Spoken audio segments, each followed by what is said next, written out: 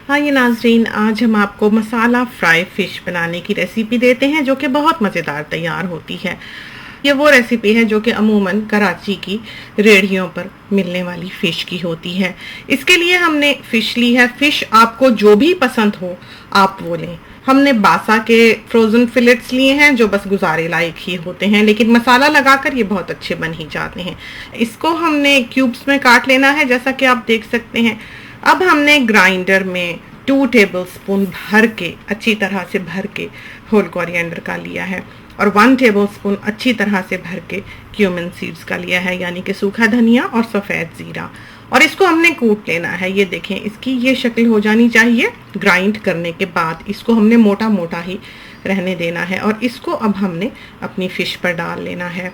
1.5 tablespoon भर के हमने इसमें क्रश्ड चिलीज़ का डाला है और ये बेसन है, इसके हमने करीबन 3 टेबलस्पून जो है वो लिए हैं और इसको हमने फ़िश के ऊपर छान लेना है। बेसन जो है कभी भी बगैर छाने ना डालें, उसमें गुठलियाँ बन जाती हैं।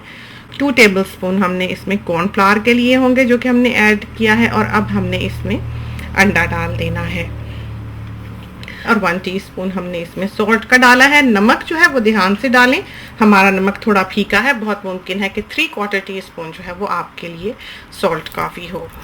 वाइट विनेगर है हमारे हाथ में, इसके हमने 2 टेबलस्पून जो है वो इसमें ऐड किए हैं और हमारे पास अब ये लेमन है, ये आधा लेमन जो है वो हमने स्क्वीज़ कर लेना है और इसको हमने अपनी फ़िश में डाल देना है। तो लेमन जो है वो समझें कि 1/4 कप से थोड़ा सा कम होगा।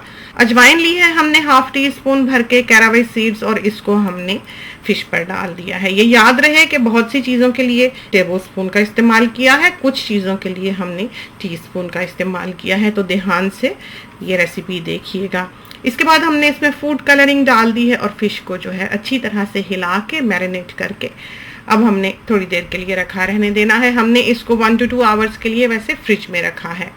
इसके बाद हमने ये फ़िश निकाली है और खुला ऑयल जो है वो अपने फ्राइंग पैन में डाल लिया है। ऑयल जो है फ़िश को तलने के लिए कभी भी बहुत ज़्यादा ना लें, क्योंकि मछली का बचा हुआ तेल जो है जिसमें आपने मछली फ्राई की होती है वो किसी काम नहीं आता, उसमें मछली की बू आ जाती है। तो यूँ हमने ऑयल गर्म होने पर फ़िश जो है वो ऑयल में डाल दी है। हमने अच्छी तरह से पहले उसे एक तरफ से पकने देना है, लाल होने देना है। हमने बहुत ज़्यादा उसको उल्टाना पलटाना नहीं है एकदम ही डालते ही, क्योंकि उससे ये है कि चीज़ का जो टेम्परेचर है जो हमने बीच में डाली होती है वो ड्रॉप होता है और वो पानी फिर रिलीज़ कर देती है। तो एक ही तरफ से रखे रखे को ही आपने अच्छी तरह से लाल करना है और जब वो हो जाए तो फिर आप उसको दूसरी तरफ से इसी तरह पर पका लें और फिर आखिर पर दोनों तरफ से देख लें, जो ज़रा सा कम गुलाबी है उसको थोड़ा सा और गुलाबी कर लें। तो यूँ हमारी ये फ़िश जो है ये बिल्कुल तैयार है। अच्छी तरह तलें, ज़्यादा देर तलें, उससे ये फ्राइड फ़िश जो है वो ज़्यादा मज़ेदार बनती है। और हमारे यहाँ सबकी नज़र खाने पर ही होती है, उनको रखा हुआ कैमरा दिखाई